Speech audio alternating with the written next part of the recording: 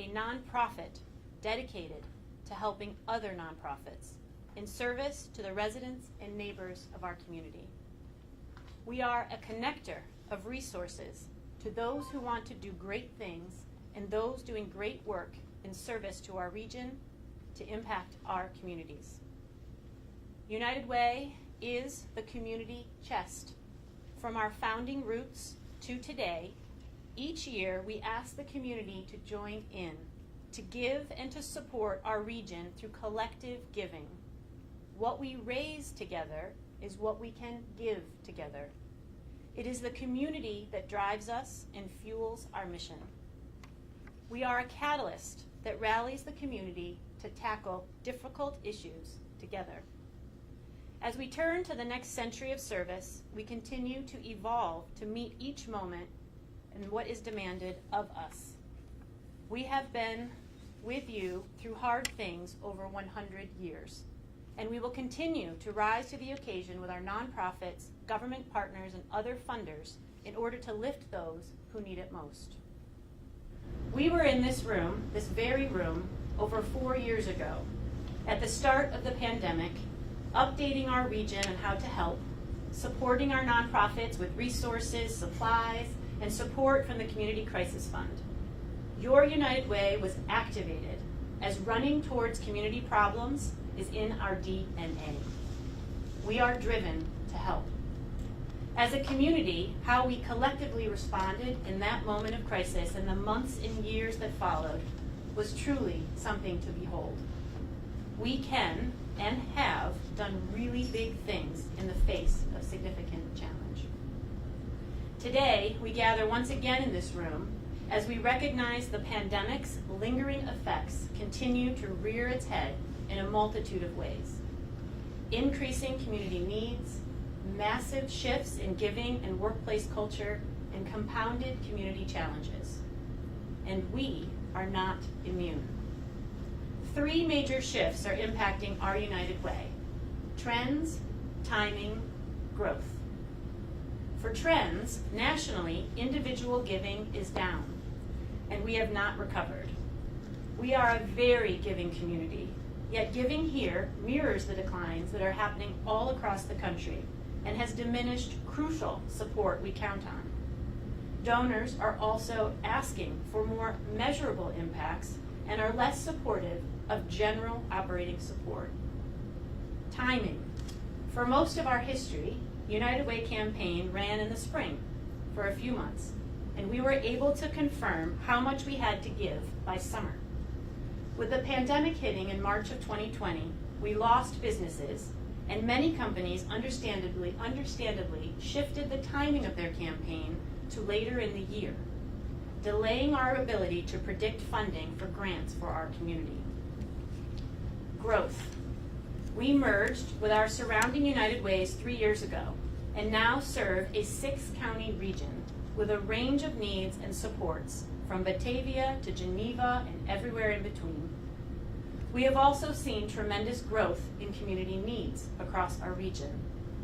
We offered the opportunity for more nonprofits to apply through this latest grant process. Over the last grant cycle, we did what we could to fulfill our promise to support 193 agencies with over $45 million in support. We extended our grant cycle time from 3 years to 4.5 during the pandemic because we knew how tenuous it was for our nonprofit community. This was made possible by our generous donors who are the cornerstone of our giving. We knew that the community needed us, and we did our best to have that solid foundation during a very challenging time. Yet, we continued to fall short each year in the aftermath of the pandemic, with shortfalls of $2 to $5 million annually. United Way went to great lengths to secure one-time investments, transfers, and support to keep agencies whole as we finished out the last multi-year grant cycle. Which brings us to today. The need has never been greater here in our region, and yet the math simply doesn't add up. This is a painful reality that we cannot commit dollars we simply do not have, and shines a light on this unfortunate shift that is a community problem and in which we need to come together because it's simply not sustainable. With the new grant cycle, we had to right size to the fiscal realities and responsibilities of today to set us up for a stronger future. We are doing this in 3 ways. First, we are right-sizing our multi-year commitments to ensure we can support them for years into the future. This means shifting from our historic 100% campaign multi-year grant model to one that includes just over half of our campaign for multi-year grants. This allows for variability in giving and flexibility that we are being asked to provide.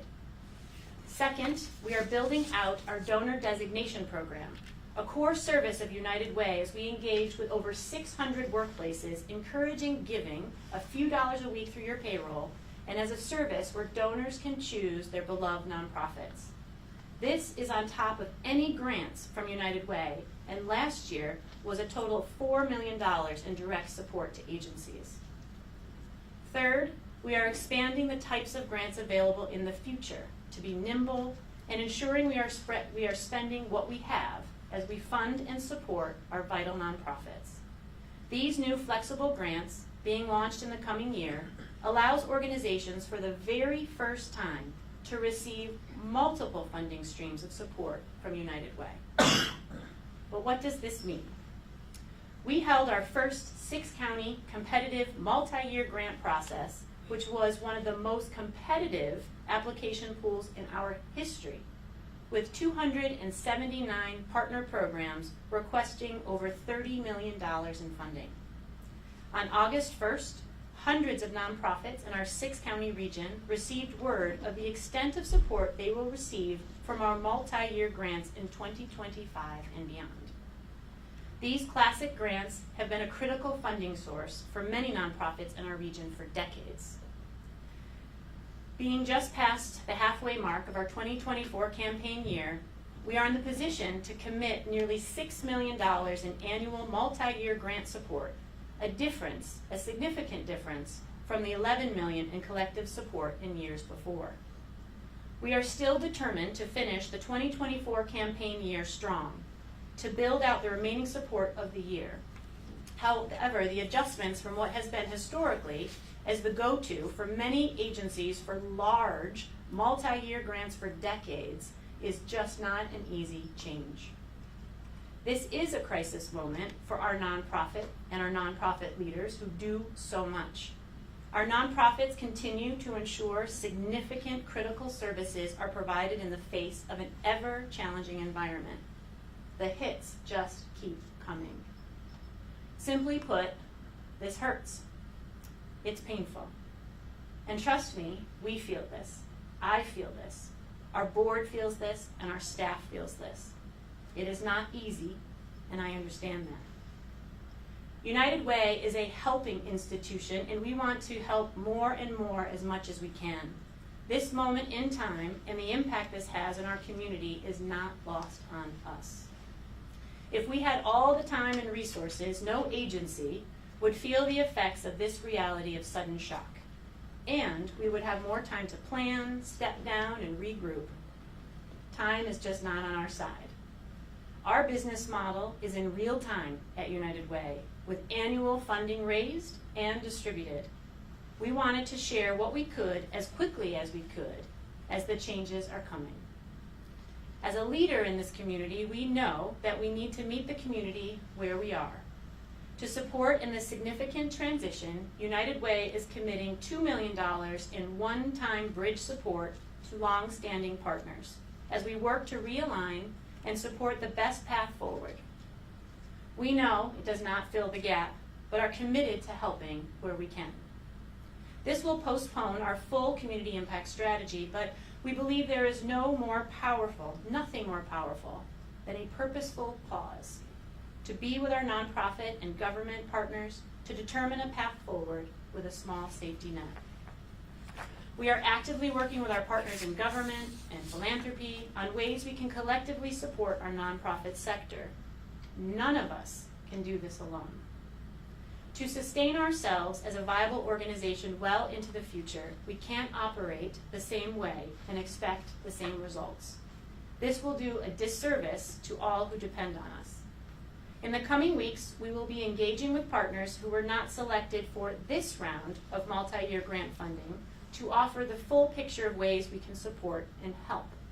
We aren't going anywhere. Next week, we will announce the 89 organizations and 97 programs that will receive funding from United Way's 2025 multi-year grants round, which, in addition to 53 currently funded partners, will list 36 new partners that have never had the opportunity across our region to receive multi-year funding. We look forward to showing the depth of our support for this region we are proud to call home. Our next round of multi-year grants will open in 2 years, and pending the campaign, we hope to provide a range of 1-year grant opportunities when funds are available. I now would like to invite Dr. Kevin Williams to join the podium to say a few words on behalf of the United Way Board of Directors and as a member of our Volunteer Community Development Cabinet. Thank you, Jamie. It's an honor to be here. Welcome, guests.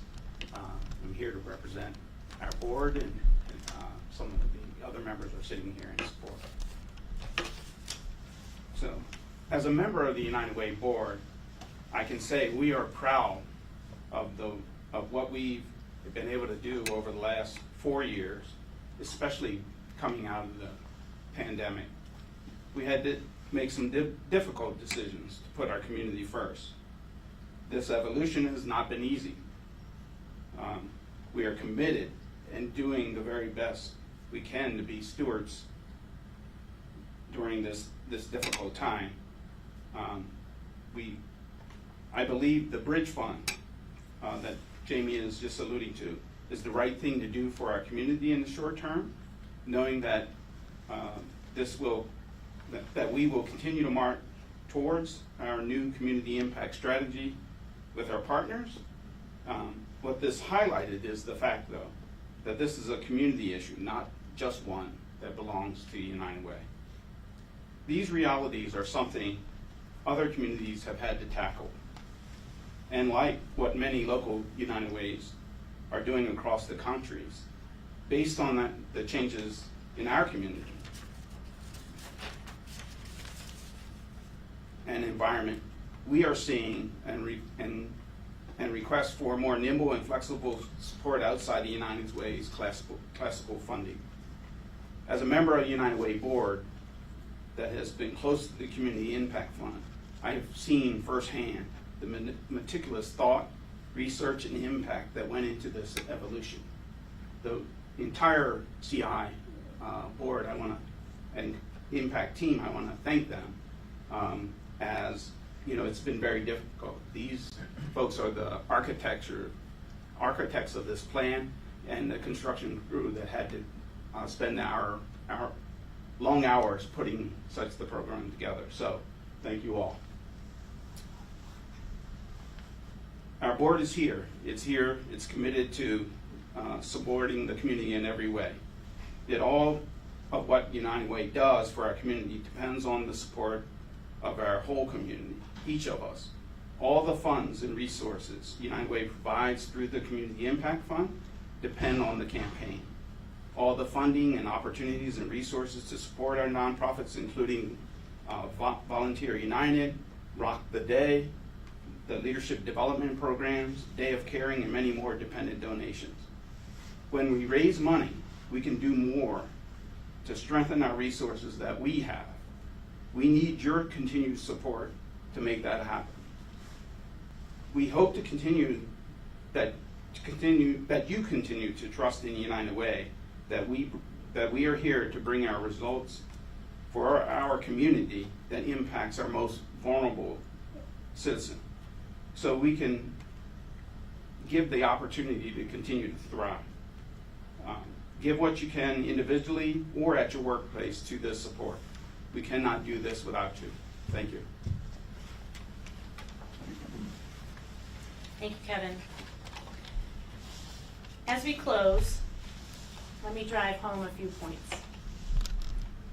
We absolutely love our nonprofits. Love them. We know your realities. You are doing the work to support those in need. This is the heart of the work of United Way. The work you do is critical, and we are dedicated to supporting you. We commit to getting through this part of the challenge with you through communication and bringing more resources to bear to support your important work. Second, we are not going anywhere. We are not walking away. We are here. We are evolving from what we have always been. Multi-year grants is what everyone expects from United Way. We will now offer a range of supports, including for our beloved nonprofit sector across our region. There are many ways we can support you, and we will continue to do so. And lastly, we can't do it alone. It's in our name. It's who we are. Let this be a call to action, an affirmation of the power of collective giving. We need you. We ask you to give what you can to United Way and directly to the organizations that are experiencing the significant shift with us, and we are with them. This is a time to come together, not push apart, as we work towards a stronger future. At this time, we can open the floor for questions. You know, FoodLink has been a long time receiver of the Community Impact Fund, and now they're not receiving any funding. I'm just wondering if you can elaborate on how a decision like that is made and if certain organizations are getting prioritized here. So we love FoodLink. And if you know anything about me, I'm an alum of FoodLink. They are a critical organization. They provide critical resources throughout the region, and they are getting funding from United Way. That's the part that we have to reimagine and reframe. This is one pool, one pot, one resource of multi-year grant. That is what we're most accustomed to. We have donor designation and now an expanded portfolio of resources, plus of course the bridge.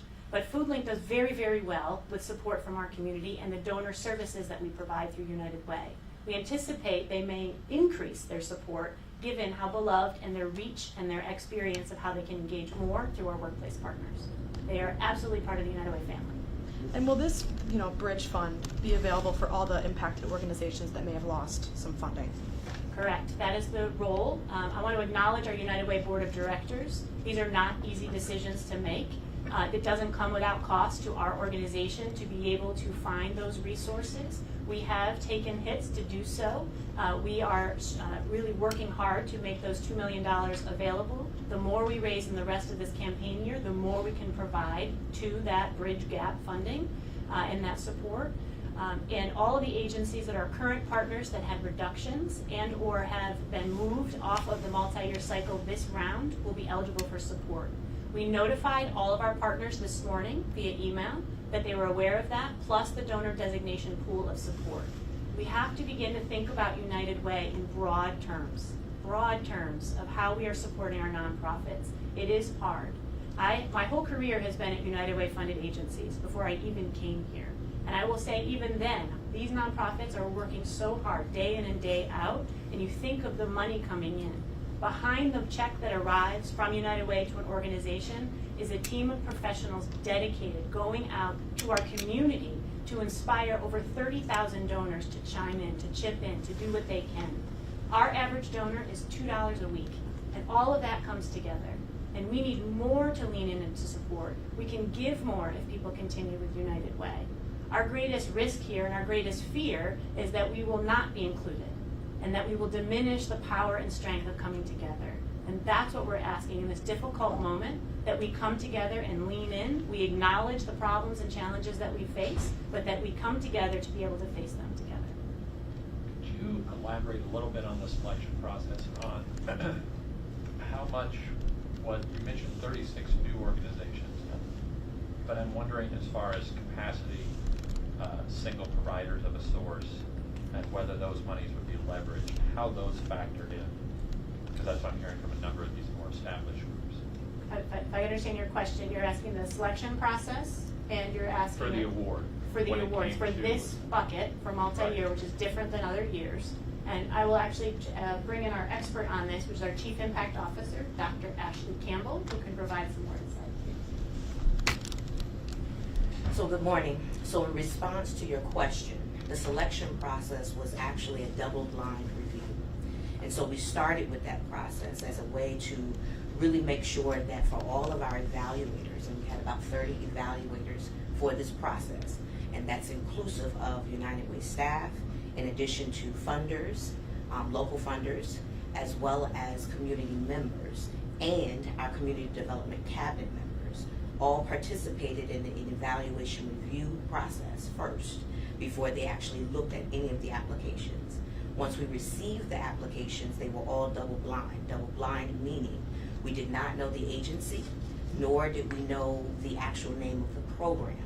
And so essentially there was a very structured rubric that all of the organizations, all of the reviewers, my apologies, had to use in order to evaluate each question of the application. Once that process was complete, we were able to internally examine all of the scores for all of the applications. That was 279 applications. From there, we then said, okay, where are those scores actually landing? And from there, we really noticed a significant difference in terms of who was evaluating certain applications. And so really making sure that we took account for the voter strength, or the evaluator strength of each application. And then, of course, we looked at the revenue of all the organizations. We looked at how organizations answered certain questions, and definitely spent quite a bit of time examining the actual budgets for the programs. And so that was really the deciding factor to be able to make decisions on whether or not we could move forward with each application. Now, to be completely transparent, we were not able to provide the requested amount for all of the applications submitted, even for the applications that received a yes for funding for the multi-year, given the amount of money that we were working with. And our parameters were $6 million. And so essentially that was our guardrails to really be able to say, can we do this for the next 2, 3, or 5 years? And so that was really our structured approach in terms of how we went through the selection process. We really spent a lot of time looking at what is the complexity of the actual program itself, and not getting caught up in the number of people aimed to be served. So we spent a lot of internal time to really make sure what are the metrics that programs intend to use in terms of measuring how they would perform or how they would achieve the goals or objectives as they outlined in their actual program application. So very nuanced. May I just follow up on that? Yes. Because I'm interested in the metrics. Yes. How you measured this. Yes. So, I don't want to, so was it the greatest, the number one metric was the greatest need, the biggest budget, the return on investment? So what was it that in this double-blind valuation made one organization get approved and another not? So in an equity-based process, there are a multitude of different factors that actually weigh into that. So there's not one factor that outweighs something else. So there were multiple things that we examined. So as I mentioned earlier, we couldn't just rely upon the scores from the evaluators. We had to dig a little bit deeper to make sure that was there something that one evaluator believed was stronger in one category than another? Was there a difference, like a 20% difference or a 20-point difference in terms of how they scored an application? And that gave us that intriguing factor to say, you know what, let's dig a little bit deeper into what is it that they saw for that particular application. So as I shared, in an equity-based review process, there are a multitude of different things that we have to look at. There is not one thing that says, oh yes, this is the stick that we're going to use in order to say we're going to take this application, or we're going to reward this particular application. If But I could, on that, Yeah. there's no rubric that is going to rate children above older adults, or those struggling to make ends meet, or with food insecurity. So all of this matters. All of these are front burner issues. Really, when you think about the task at hand, was how do you take a $35 million request and get it to $6 million? We asked our agencies for what they needed. And we encouraged them to do that because we need to know the scale and scope of the community need So we are now able to go to other sources, other partners, to try to fill gaps. So that is part of our role as United Way. For the $6 million funding, we had to look across the region, which is now 6 counties. We also looked at this as one bucket, not all of the buckets that United Way has. So again, I want to just bring back, this is only multi-year funding, and there are the donor designation and other grants as well. All of that, to your question, is part of this very difficult decision making. What pieces of support do we have to put together to try to do the biggest support effort that we can? I also want to offer that United Way Worldwide has provided a guidebook for what Dr. Ashley Campbell just reviewed that communities have done across the country. We have taken our time because we know that in our community, unlike others, in our community, United Way has been the foundational support for human service delivery. Right after the public, right after government, comes United Way in terms of basic needs supports. We are not walking away from basic needs supports. They are in each of our impact areas. Some are new, some are longstanding. It's not at the scale because the need outweighs the resources exponentially. This is a shift, no question about it, in terms of what resources are available because United Way has to shift. We also anticipate and know of additional public funding is shifting. We're all paying attention to the shifts of resources. This is why it's a community challenge. It's not just United Way retreating in any way. We actually are leaning in harder, just different. And that's the conversation we need to have as a community. It's not all on United Way. It needs to be a full picture in scope and scale. Can you talk about how this $2 million will be determined? Who gets it? Will that be based on how much they, like, who got reduced the most, or what is the metric for that? Yes, so $2 million is not enough, right? So the need is significant. It is our best effort in what we can responsibly do. And to be candid, we are executing a loan to do it. So I just want to put that out. We have both campaign, plus we have skin in the game because we know this is hard. So we are going to fill what we can with the $2 million. I hope it's more based on what people continue to contribute to our campaign. The methodology, we need some time. So we've promised that after Labor Day, we will tell the organizations what we are able to allocate so we can have a thoughtful methodology to it. In some cases, it sounds simple. I often say this is simple. I must tell you the complexity of this is very challenging. We want to make sure that we're fair. We also want to make sure that it's enough for programs to stay or at least part of the general operating support. We are not tying it to program deliverables. It will be general operating support to help our organizations as they navigate to the new. So after Labor Day, but our team is working on it. It's not easy, believe it or not, to figure out how best to invest to make the greatest difference. Jamie, I think we're familiar with the Food Link statement that came out yesterday. Yeah. And I understand there's different sources of funding from the United Way, but Yeah. in terms of the multi-year, are you concerned that there will be more children that go hungry in our community? Not because of this, but in general, absolutely. If you look at what the challenges of our community and what we're facing, absolutely.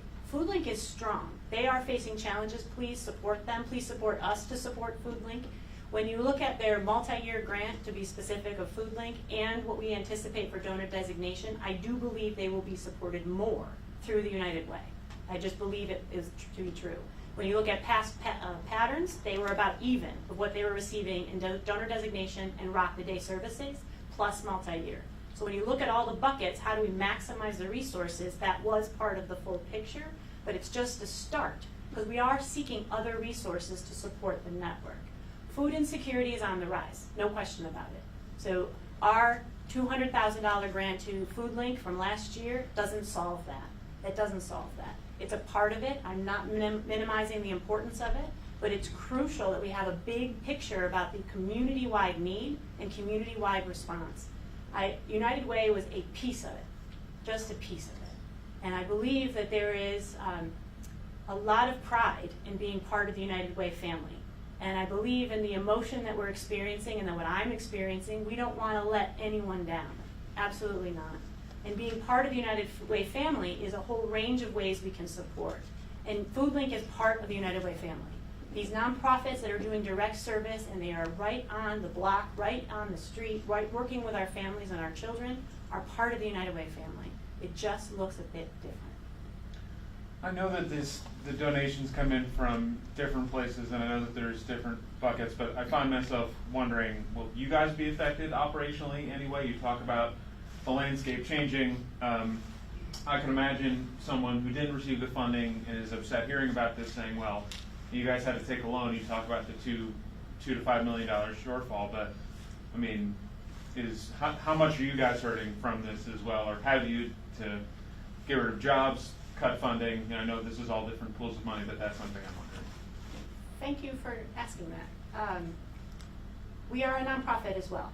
So if individuals see this and pull funding or don't contribute or don't lean in, it will only get harder. And I will say we are already incredibly lean. The individuals who are standing behind me work 4 jobs to be able to support this organization at United Way. I mean, they are busy, they are dedicated. We are here as an organization. Our staff are so committed to doing the best work they possibly can, and this is hard and challenging. We do not have enough resources to do all the things we're being asked to do, but we know as we continue to grow and expand, and I do believe there's growth. This is a change of where the resources come. This is a change of how you will see United Way showing up to provide services and support. That is coming right now as part of that transition. And sometimes there is that breakdown before the breakthrough. Sometimes there is that pause. Sometimes there's that grouping, a recalibration, and then we can build back stronger. And I mean that in a big, big way, because we are in that moment of building a brighter future. And it is not easy, so I appreciate that you notice that we are working as hard as we can, given a perspective of what we have been for a century. So imagine trying to hold up what everybody is expecting of you, but they also need new and different. And we are in the messy, messy middle. That's where we are. So as we move towards the future, if you come with us, the community comes with us, our workplace partners come with us, you invest with United Way, it goes back to our founding. We can do more together than we can alone. We absolutely can achieve great things. So I guess more of what I was asking though is that if someone sees like, oh, I'm getting less in funding, but United Way's operational costs are staying the same. They have not. Oh, So, yeah, well, I will. So that's more of what I'm Yes. trying to ask. We have not Yeah. filled certain positions that Yeah. are crucial for our functions. We have not launched new services because we are holding back. We need that support. So I appreciate the question. We can do more with more investment. We are seeking different ways to do that. We are a nonprofit. And as my colleague Dr. Campbell has said, we need to put our oxygen mask on as well. We need to get strong. And as we get stronger, we can do more for this community. This is a moment. We were impacted by the pandemic. We did a really good job, I will say, of holding it and holding it. We would say it. We've been saying it for 4 years. We're short, and we had wonderful one-time resources that came. But we were holding it together for the community the best we could, and this is that part of the right sizing. We were facing 27% cuts for our agencies last year, and then we had a wonderful grant come in to support at the end. This would have been a different story and felt different. Now it feels surprise and shock, right? Because we weren't able to do that, and we can't keep saving the day without us rethinking of what we are doing as we move forward as a community. Can you elaborate on the 45% that was not allocated, and what that's being used for? Yes. And why you're not using some of that for the $2 million? Because we haven't raised it. Okay. So that's a great question. So please help communicate that. So we are real time. So what we raise is what we are able to give in real time. We don't sit on the funds. So what we have traditionally been is we would promise 4 years into the future money that we actually don't have. And that's very unusual in philanthropy. That is not what private foundations do. And 100% of our money was dedicated to the future on the belief that we could raise it every single year. That really makes it difficult to do different and to respond. It also meant that instead of meeting that, again, in the environment, we were not able to meet what we had promised into the future. The ability to right-size that is to say by the time we get to June or July, that is the funds that we know. That's the bulk of our campaign, and that's that 55%. It also gives us room, if campaign does not meet target, that we haven't overpromised. So organizations can plan. I used to run our domestic violence agency, and I would come into this room and I'd have United Way tell me that they were just under goal and I would have reductions. It was very, very challenging way back when. And I will say, what we don't want to do is we don't want to have that situation where you're counting on a certain amount and then we have these disruptions and changes. Right now, that's the intensity of what we're in, because we're trying to get away from that dynamic in the future. So we are not going to overpromise. We are absolutely going to overdeliver. Every single effort we can to bring resources to bear, we will. So there's not the 45. So again, if we go out and say, take your money away, we won't be able to do the rest of the grants. We won't be able to do the rest of the support. So we need to really, again, make sure that we're investing and supporting your work. But we are not sitting on 45% money. We are not sitting on dollars that aren't being dispensed. So I'm also thinking about, you talk about right sizing, setting up for the future, and then you said the community needs to come together, but then you also said that you were at this level and then a huge philanthropic grant came in and resolved that. I do a lot of work with small business owners and I'm out there a lot. I mean, consumer spending is getting harder, businesses are running tighter ships than ever. So how is this going to get better? I mean, you said you see growth in this, but everyone I've talked to is I can't go out to restaurants or businesses have to close because they can't afford this stuff. So can you help bridge that gap for me? Because you're saying there's growth potential and I'm kind of seeing everyone is hunkering down to do that. So what does that look like for you? Growth potential in diversifying revenue. So that means other sources. So we have been and will continue to broaden our deep partnerships with our philanthropic partners and with our government partners. So those are additional resources. In the last handful of years, we just began this transformation as United Way about 6 years ago, where we were able to go to receive large public grants, which is new to our organization, but on behalf of large projects in our community. So instead of one organization going to New York State, it would have been 5. And we were able to bring dollars to this community. Those are very specific, those are very targeted. The pain we're feeling is United Way has been critical for general support for big grants. We are the best funding partner because it was multi-year pledges, plus you had the ability to use them to the best of the ability. The environment has changed. In terms of collective giving, it is a challenge. We are facing a very divisive moment. We are facing true challenges with what people are able to experience and to afford. I also believe in the human spirit. We have seen tremendous care in giving. Just this year in May, 6,300 individuals volunteered for Day of Caring across our 6 counties. That is a sign of giving back at scale. And that is true and that is real, and people want to be part of the solution.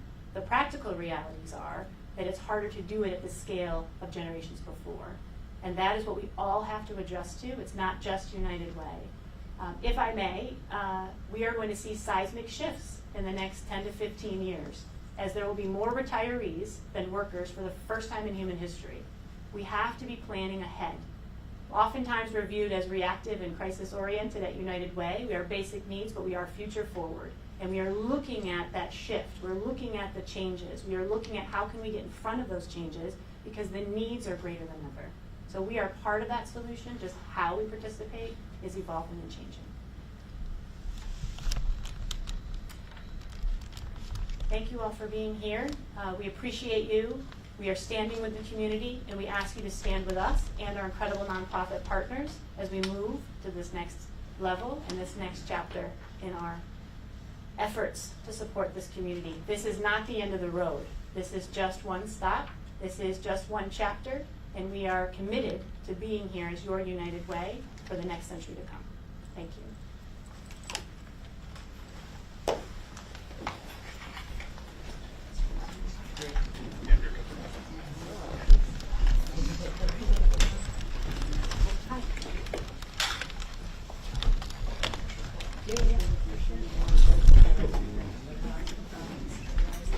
Hi, Brian. Aaron. Nice to meet you.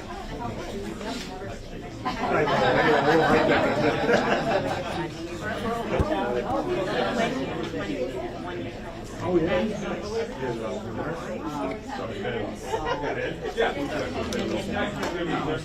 You gonna try to grab somebody? Or?